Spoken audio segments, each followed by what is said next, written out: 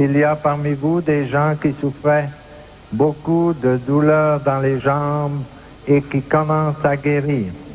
Il y a des gens qui sont dans la rue et qui écoutent au moyen des haut-parleurs mais qui n'ont pas pu approcher et que Jésus est en train de guérir. Il y en a qui guérissent de surdité et qui entendaient presque rien et maintenant ils entendent clairement.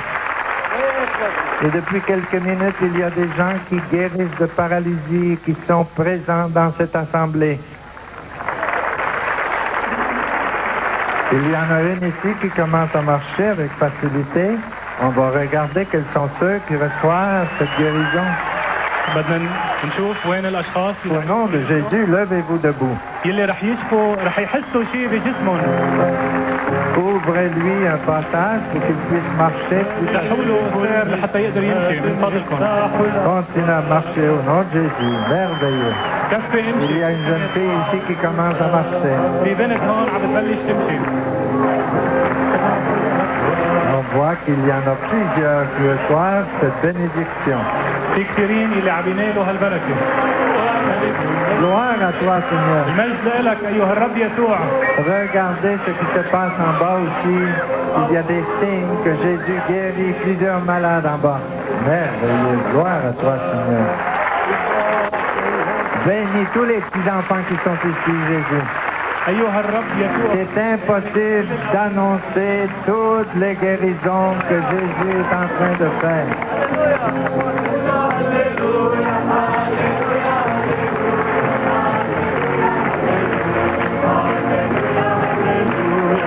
Qu'avez-vous ressenti quand vous avez marché? J'ai senti que le Seigneur était avec moi et qu'il me disait « Lève-toi ». Ça fait combien de temps que vous étiez paralysé? Depuis l'âge de 1 an et demi et j'ai aujourd'hui 22 ans.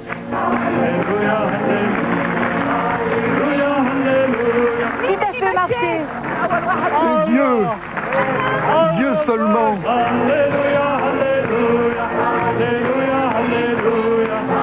J'ai l'impression d'être un simple spectateur. Je fais une prière et ensuite mon travail est fini. Le reste, c'est Jésus qui le fait. Alors je ne sais pas de m'accaparer la gloire de Jésus. Je suis certain que si je commençais à prendre pour moi la gloire de Dieu, ce ministère en retrait. Mais je dis, Seigneur, je fais ma prière, ensuite je suis un pur spectateur, je regarde ce que tu fais. Et je vis dans l'action de grâce.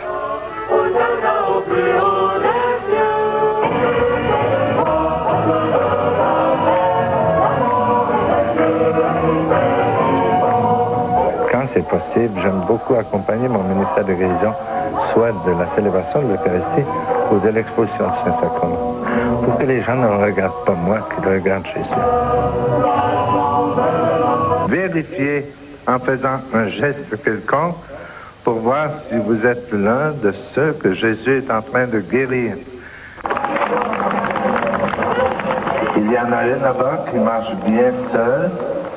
Laissez-la marcher seule. Il y en a plusieurs parmi vous qui reçoivent cette guérison.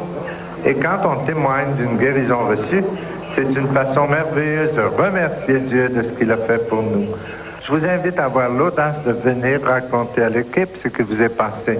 Et un peu plus tard, on écoutera d'autres témoignages. Merci Jésus de ce que tu fais pour tous ces malades. Béni sois-tu. Béni sois-tu, Seigneur. Gloire à toi. Alors, votre nom? Sabine. Ça fait longtemps que vous avez des problèmes aux jambes? 5 ans. 5 ans. Aviez-vous des béquilles? Oui. Et là, vous avez réussi à laisser vos béquilles? Oui. Vous vous êtes levé? Et est-ce que vous marchez? Je marche beaucoup mieux. Plus facilement, beaucoup mieux. Merci Seigneur. Et marchez donc encore un peu pour que l'Assemblée glorifie Dieu en vous regardant marcher seul. Béni sois-tu Seigneur. Merci Jésus. Gloire à toi.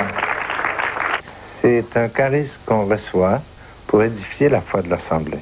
C'est un peu dans la ligne de la prophétie.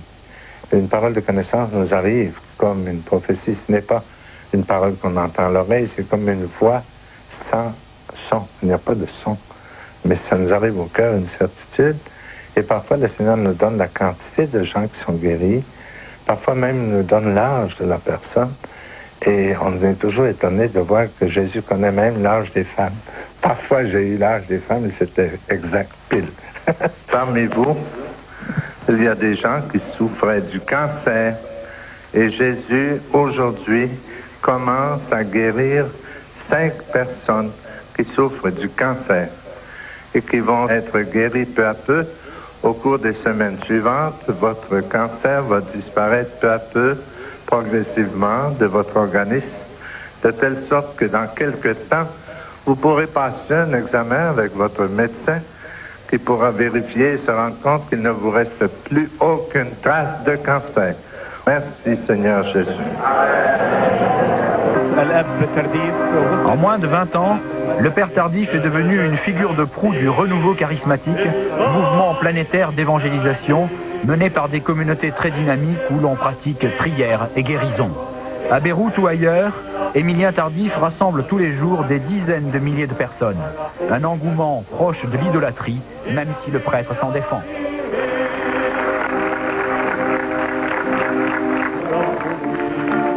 Nous allons prier dans quelques minutes pour les malades et j'ai l'impression que le Seigneur désire commencer bientôt à prier, à guérir ces malades.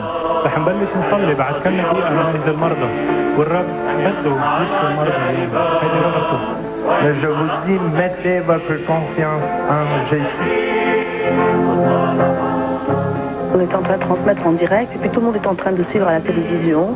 Et puis quand il y a eu toute cette série de miracles qui commençait à se passer là-bas, on était en train de regarder pour voir si on connaissait les gens parmi ces personnes. Et puis brusquement, la caméra a été braquée du côté où était Maï. Et tous on a commencé à crier « Mais c'est Maï, mais c'est la nôtre celle-là, mais on la connaît celle-là, mais elle marche, elle a enlevé ses béquilles, elle marche !»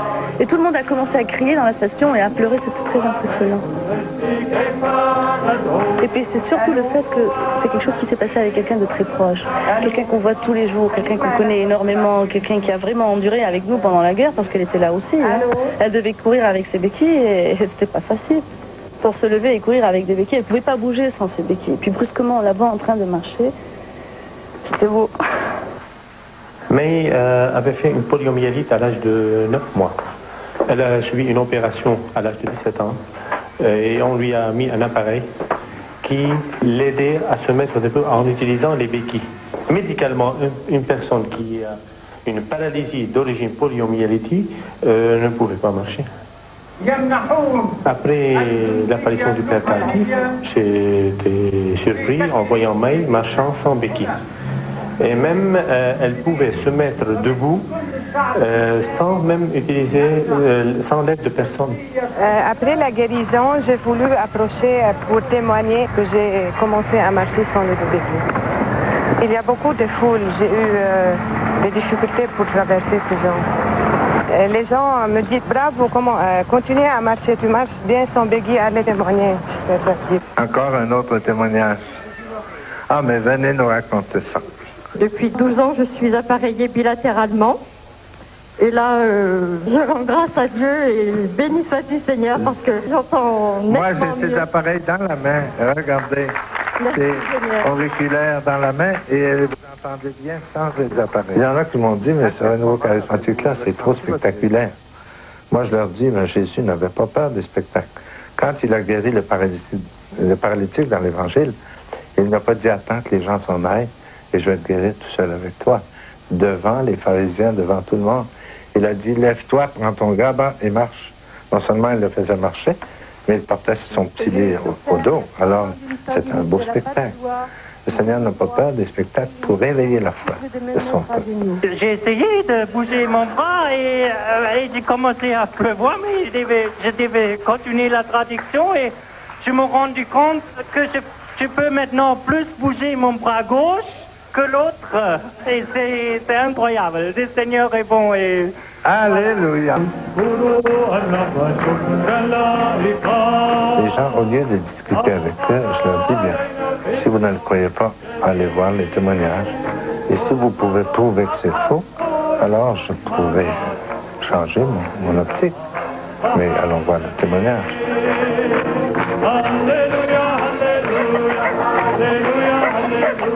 Depuis quelques mois, Leïla a retrouvé sa famille dans la plaine de la Beka. Cette jeune femme de 20 ans, attardée mentale, vivait comme un handicap supplémentaire, une vue si faible qu'elle ne se séparait jamais d'une épaisse paire de lunettes.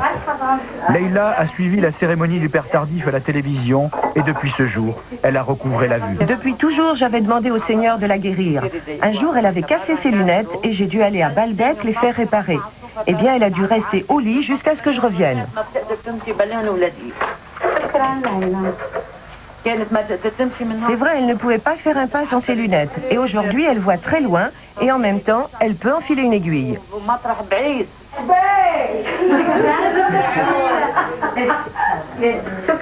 C'est bien simple, sans lunettes, elle s'asseyait par terre et refusait de bouger. Quand elle voulait lire, elle mettait son œil sur la lettre et malgré cela, elle confondait les A et les O. Je l'ai mis ici. Et à l'examen, j'étais vraiment étonnée qu'en quoi, en projetant ce test, en fermant, en examinant chaque œil à part, cette jeune fille, sans correction, elle arrivait à lire la première ligne ici. Normalement, elle peut voir une tache blanche éclairée. C'est tout à fait inconcevable. Avec sa myopie, à 10 degrés de myopie, qu'elle voit ça. On a refait l'examen sous cycloplégie. Elle a toujours exactement la même myopie. Et avec sa pathologie d'origine, elle est toujours présente, elle voit. La logique médicale ne peut pas expliquer ce qu'elle voit cette fille. C'est quelque chose d'extraordinaire. Leïla est retournée sur les lieux de sa guérison. Où sont passées tes lunettes? Fini, enlevé. Comment suis-je habillée? En vert olive. Et ça? C'est blanc. Bravo. Et le voile? Pareil. À l'évidence, Leïla a encore des difficultés à reconnaître les couleurs. Il y a une dame qui est dans sa maison et qui souffrait beaucoup du cœur, qui ne pouvait pas venir à cette réunion. Elle est à genoux dans son salon, elle regarde la télévision, elle écoute et en ce moment-ci, Jésus commence à guérir son cœur malade. J'ai senti comme un vide au niveau de la poitrine. J'ai eu la chair de poule. Je me suis mise à trembler et une grande force m'a plaqué au sol.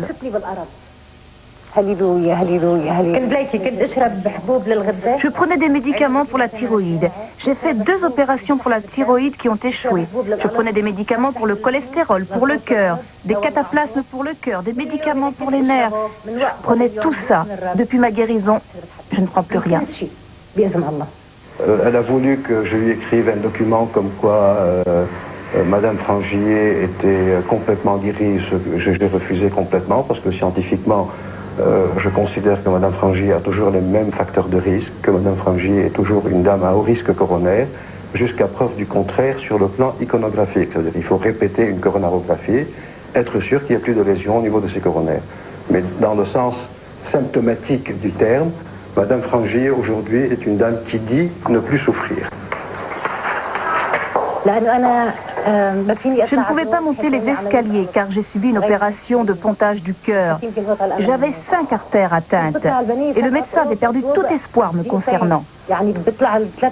Maintenant, je peux monter 7 étages à pied et même en montant les marches 4 à 4. Je saute partout comme une fille de 14 ans. Il y a une rémission psychique, disons, beaucoup plus qu'une rémission clinique. Que Mme Frangier ne ressente plus les douleurs aujourd'hui qu'elle ressentait auparavant, rentre dans le cadre d'une certaine euphorie que Mme Frangier est en train de ressentir. Et maintenant, elle est bien parce que, bon, elle a la foi et c'est sa foi qui est en train de la pousser d'aller vers l'avant. Demain, Émilien Tardif sera dans un autre pays. Des milliers de fidèles, espérants ou désespérés, seront près de lui pour voir les miracles.